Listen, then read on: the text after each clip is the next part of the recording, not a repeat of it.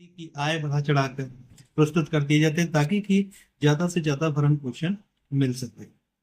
तो इन्हीं के संबंध में कुछ जजमेंट्स ऐसे हैं जो मुझे ठीक लगी और आप लोगों के सामने हम रख रहे हैं। आप लोग अपने केस में भी अप्लाई कर सकते हैं।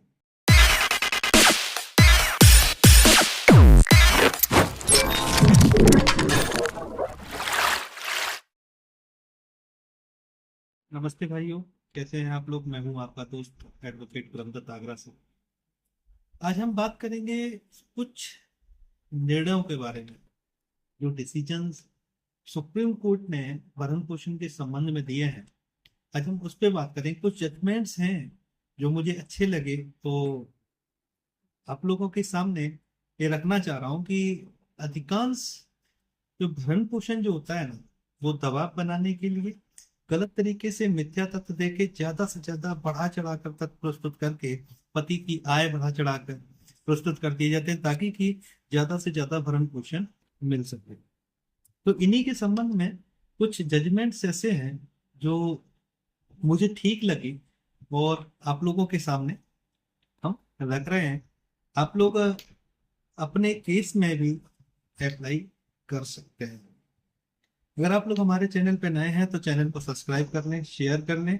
और अगर चैनल पर मेंबरशिप लेना चाहते हैं परमानेंटली, और आप हमसे लाइव जुड़ना चाहते हैं, या किसी क्वेश्चन का, किसी क्वेरी का अगर आप जवाब चाहते हैं कमेंट बॉक्स में, तो आप लोग हमारी मेंबरशिप है ना, मेंबरशिप को लेने के लिए आप हमारे ज्वाइन बटन को क्लिक करें और मेंबरशिप आप ले सकते हैं।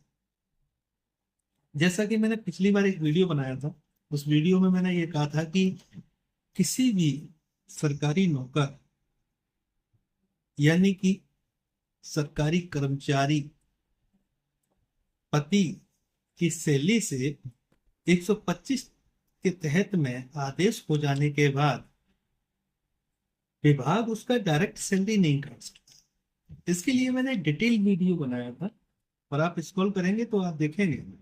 आज ऐसे ही मैं देख रहा था तो मुझे एक जजमेंट दिखाई दी।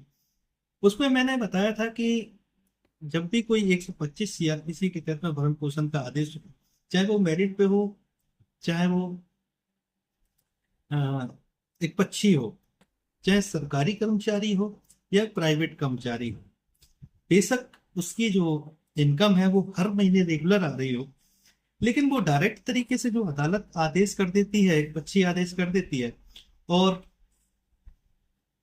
उसको वसूल कराने के लिए डायरेक्ट डिपार्टमेंट में आदेश पारित कर देती है कि भैया आप जाइए, आप इनकी सैलरी में से वसूली कर लीजिए। मैंने इसमें डिटेल वीडियो बना रखा था। आज उसी के संबंध में 125 के तहत में ना, अगर कोई आदेश हो गया है और उसके बाद में उस पैसे की वसूली करने के लिए ना डायरेक्ट आप उसकी सैलरी से कुर्की नहीं करा सकते। इसके लिए आपको 125 सबसेक्शन 3 सीआरपीसी के तहत में प्रोसीजर को अपनाना पड़ेगा, जैसा कि मैंने अपने पिछले वीडियो में बताया था। और उस प्रोसीजर को अपनाते हुए आपके विभाग में जब वो आदेश जाएगा तो आपका विभाग और संबंधित न्यायालय जो है आपसे नोटिस में एक कारण बताओ नोटिस जारी करेंगे और आपसे कारण पूछेंगे। इसी के संबंध में ऑनरेबल सुप्रीम कोर्ट ने अपने अनिल जैन के मामले में ये स्पष्ट तरीके से कहा है कि अगर 125 के तहत में कोई आदेश पारित होता है तो 125 दिन की कार्रवाई के तहत ये प्रोसीजर अपनाया जाना चाहिए। और जो धन वसूली विभाग से की जा रही है, उसकी सैलरी से काट के की जा रही है, इसके लिए कारण बताओ नोटिस जब तक जारी नहीं किया जाएगा, तो कारण बताओ नोटिस जब तक नहीं दिया जाएगा, जब तक स्पष्टीकरण नहीं आएगा, तब तक ये जो वसूली है वो पूरी तरीके से गलत हो जाती है। दूसरा मामला ये था कि प्रथम दृष्टया जो सीआरपीसी 125 का जो केस, जो दावा दाखिल किया जाता है, उसमें जो तथ्य दाखिल किए जाते हैं, उन तथ्यों के आधार पे ही प्राइमा फेसी मामला बनता है। इसके लिए अंतरिम भरण पोषण प्राप्त करने के लिए पत्नी को ये साबित करना पड़ेगा कि जो उसने जो तथ्य दिए हैं वो तथ्य उसके सही है। इसके आधार पर वो अंतरिम भरण पोषण प्राप्त कर सकती है। इसके लिए ऑनरेबल सुप्रीम कोर्ट ने स्पष्ट जजमेंट दिया है जहुमानी पाकवान का। तीसरा यह है कि आपकी पत्नी ने आपको पति बता दिया मैंने, अपने पिछले वीडियो में आपको बताया था कि मेंटेनेंस जो है ना वो तीन चीजों पे डिसाइड होता है। पहला ये कि आपकी पत्नी है या नहीं है, भरण पोषण करने में सक्षम है या नहीं है, और तीसरा ये है कि भरण पोषण पाने की अधिकारिणी है या नहीं है। तो सबसे पहला क्वेश्चन था कि आपकी पत्नी है या नहीं है। इसी तरीके से पत्नी अपनी शादी को साबित करने में असमर्थ रही थी। जैसा कि मैंने बताया था कि हिंदू मैरिज एक्ट के सेक्शन 7(2) के तहत में ना सप्तपदी होना बहुत जरूरी है, और ये सप्तपदी साबित भी होनी चाहिए। आपने बहुत सारे ऐसे दावों में देखा होगा कि जब भी कोई न्यायालय में दावा जाता है 125 के तहत में या डोमेस्टिक वायलेंस के तहत में या फिर 498 के तहत में, उसमें सिंपल सा लिखा होता है कि हिंदू रीति रिवाज के अनुसार 7 फेरे लेके फलाना ठिकाना। तो ये शादी यहाँ पे साबित भी होनी चाहिए। ऐसा नहीं है कि आधार कार्ड आपने बनवा लिया और आपने लगा दिया, शादी का कार्ड आपने लगा दिया। यहाँ पे रजिस्ट्रेशन मस्ट है। जहां तक मेरा मानना है रजिस्ट्रेशन मस्ट है। और रजिस्ट्रेशन के साथ में जो डोरी आर्टिकल्स की जो मैंने बात बताई थी अपने एक पिछले वीडियो में कि डोरी आर्टिकल्स जो है ना किस तरीके की लिस्ट होनी चाहिए, किस तरीके की मेंटेन होनी चाहिए। तो विवाह को साबित करने में पत्नी जो है वो असमर्थ रही है। इसके संबंध में ऑनरेबल सुप्रीम कोर्ट ने एक जजमेंट दिया था, रामचंद्र वर्सेस स्नेहलता। बहुत अच्छा जजमेंट है। चौथा ये था कि पत्नी की आय, पत्नी की आय, जब भी कोई भरण पोषण सीआरपीसी 125 का आदेश किया जाए तो उसमें पत्नी की जो आय है ना उसको नजरअंदाज नहीं किया जाना चाहिए। ये देखना चाहिए कि परिस्थिति कैसी है, कहीं ऐसा तो नहीं है जो भरण पोषण है वो कहीं पति के ऊपर कोई बोझ ना बन जाए। कहीं ऐसा ना हो कि पत्नी अपनी आय को छिपाकर गलत तरीके से भरण पोषण ले। इसके लिए कृष्णा प्रिया महापात्रा का एक जजमेंट है ऑनरेबल सुप्रीम कोर्ट का जो आपके काम आ सकता है। पांचवा ये है सीआरपीसी 125 में जो भरण पोषण जो निर्धारित किया जाता है वो इस आधार पे तय नहीं किया जा सकता कि भाई पत्नी का खर्चा क्या है।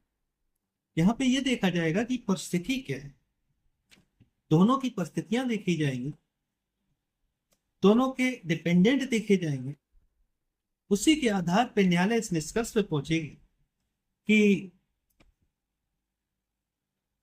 कितना भरण पोषण राशि चुकाया जाए। इसके लिए ये बहुत जरूरी है कि पत्नी का जो स्टैंडर्ड है, लिविंग स्टैंडर्ड है, वो भी देखा जाना बहुत जरूरी है। और इसीलिए ऑनरेबल सुप्रीम कोर्ट ने रजनीश वर्सेस नेहा का जो जजमेंट जिसमें डायरेक्शंस इशू किए हैं वो इसीलिए किया है कि कभी कभी क्या होता है कि पत्नी होती है वो अपनी इनकम छुपा लेती है, कभी कभी पति अपनी इनकम छुपा लेता है।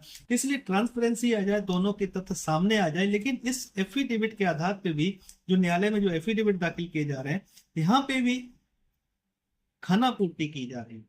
तो स्पष्ट स्थिति सामने लाने के लिए ताकि कि न्यायालय को कोई दिक्कत ना हो, इसलिए ये रजनीश वर्सेस नेहा का एफिडेविट जो है ना दोनों पक्षों से लिया जाता है। लेकिन यहाँ फिर भी तथ्यों को छुपा लिया जाता है। न्यायालय जो है इस एफिडेविट को पूरी तरीके से नजरअंदाज कर रही है, कॉम्प्लाइंट नहीं करा रही है। इसलिए पत्नी के खर्चे के आधार पर यह तय नहीं किया जा सकता कि पति से कितना भरण पोषण चाहिए होगा। इसके लिए ऑनरेबल सुप्रीम कोर्ट का डॉक्टर उत्पल कुमार बनर्जी का एक जजमेंट है, हो सकता है कि ये काम। छठवां, पत्नी आपकी चाहे प्राइवेट ट्यूशन पढ़ा रही हो, चाहे प्राइवेट नौकरी कर रही हो, चाहे सरकारी नौकरी कर रही हो, अगर उसकी कोई नियमित आय है, अगर कोई उसकी नियमित आय है तो ये नहीं कहा जा सकता कि वो भरण पोषण पाने की अधिकारिणी है। मतलब यहाँ पे जो भरण पोषण जो है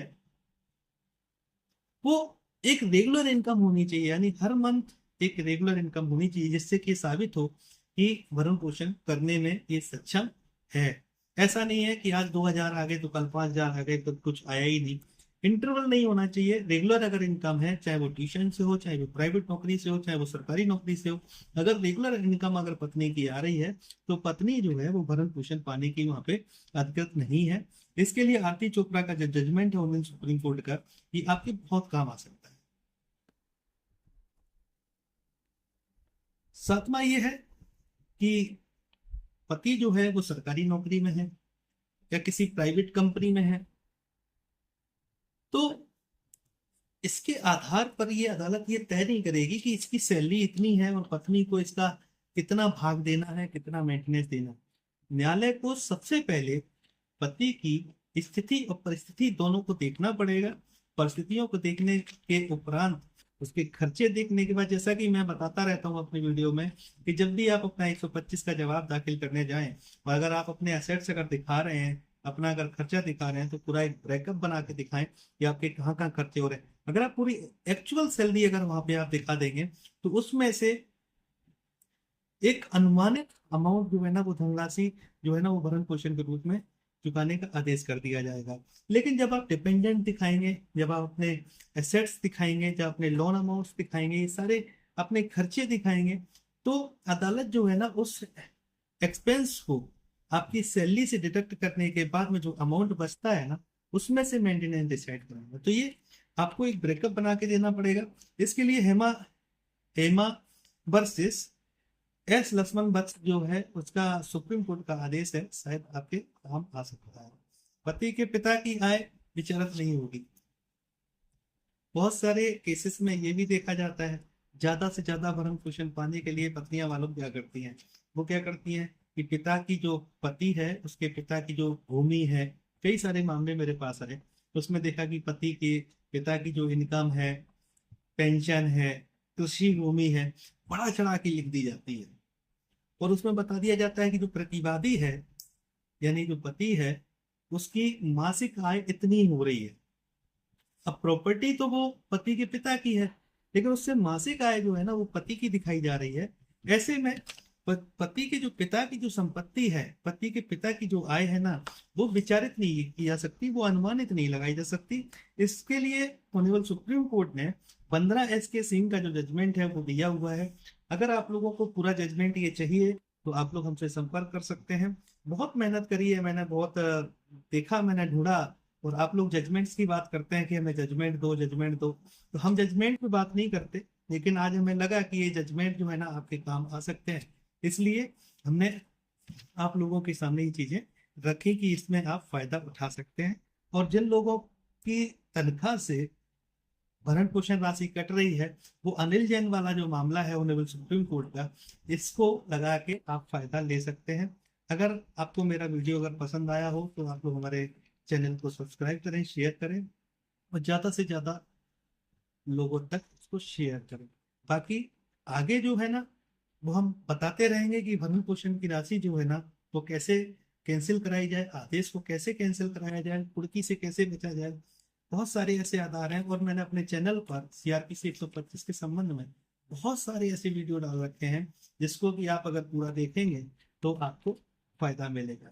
बाकी के जजमेंट्स है ना वो हम अपने अगले वीडियो में आपको बताएंगे कि कौन सा जजमेंट्स आप किस जगह पे आप यूज कर सकते हैं। अगर आप लोगों को मेरी सहायता की आवश्यकता है, किसी ड्राफ्टिंग की आवश्यकता है, तो हमारे व्हाट्सएप नंबर पे आप हमें मैसेज कर सकते हैं।